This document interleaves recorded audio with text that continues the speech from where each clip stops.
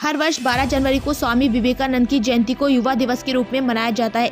महान स्वतंत्रता सेनानी, साहित्य, दर्शन और इतिहास के प्रकांड विद्वान और आजाद हिंद फौज के संस्थापक स्वामी विवेकानंद जी की जयंती पर देहरादून में काबीना मंत्री गणेश जोशी ने अपने कार्यालय स्वामी विवेकानंद जी की फोटो पर पुष्पांजलि अर्पित कर उनको कोटि कोटि नमन किया तथा स्वामी विवेकानंद के विचारों को कार्यक्रम के जरिए लोगों को बताया। कैबिनेट मंत्री गणेश जोशी ने अपने वक्तव्य में कहा कि स्वामी विवेकानंद जी कहते थे कि चिंता नहीं, चिंतन करो। इसके अलावा उन्होंने बताया कि स्वामी विवेकानंद चाहते थे कि शिक्षा के साथ बच्चों का मानसिक, शारीरिक और आत्मिक विकास भी जरूरी है।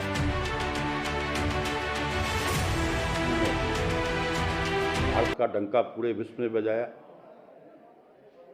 मुझे सौभाग्य है कि मैं जब शिकागो गया था, मुझे उस हॉल में जाने का मौका मिला जिसमें उन्होंने कहा था, जब उन्होंने भाषण देना शुरू किया, my dear American sister and brother, तो पूरा हॉल पिन ड्रॉप साइलेंट हो गया था कि पहली बार किसी व्यक्ति ने इस प्रकार का संबोधन किया था। और शिक्षा के प्रति उनका एक विशेष ध्यान था।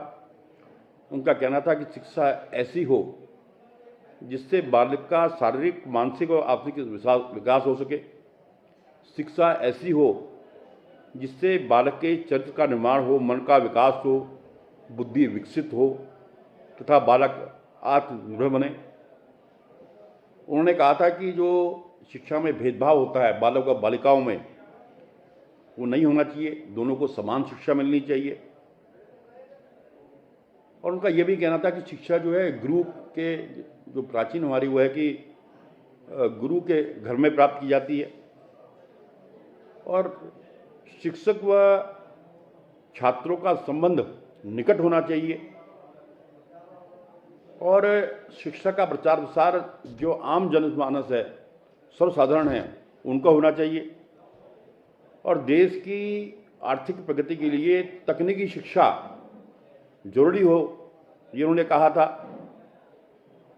और मानवीय और राष्ट्रीय शिक्षा परिवार से ही शुरू होनी चाहिए, क्योंकि बच्चे की सबसे जो बड़ी गुरु होती है माँ होती है।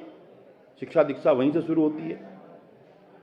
और स्वामी विवेकानंद ने यह भी कहा था कि चिंतन करो, चिंता नहीं, और नए विचारों को जन्म दो। आज उस महान नायक को हम नमन कर रहे हैं, प्रणाम कर रहे हैं। और मैं आपके नौजवानों से कहना चाहता हूँ, अगर जीवन में आप कुछ करना चाहते हैं तो विवेकानंद जी को पढ़िए, उसे समझिए, उससे अपने जीवन को उतारिए। मंत्री जी, आज के दिन राष्ट्रीय युवा दिवस के रूप में मनाते थे, क्या युवा के लिए क्या संदेश देना? नहीं, यही तो कह रहा हूँ। मैंने लास्ट पैरे में यही कहा कि आज का युवा, उसकी दिशा बदल रही है, मानबिंदु बदल रहे हैं, आदर्श बदल रहे हैं। इसलिए उनको विवेकानंद जी को पढ़ना चाहिए।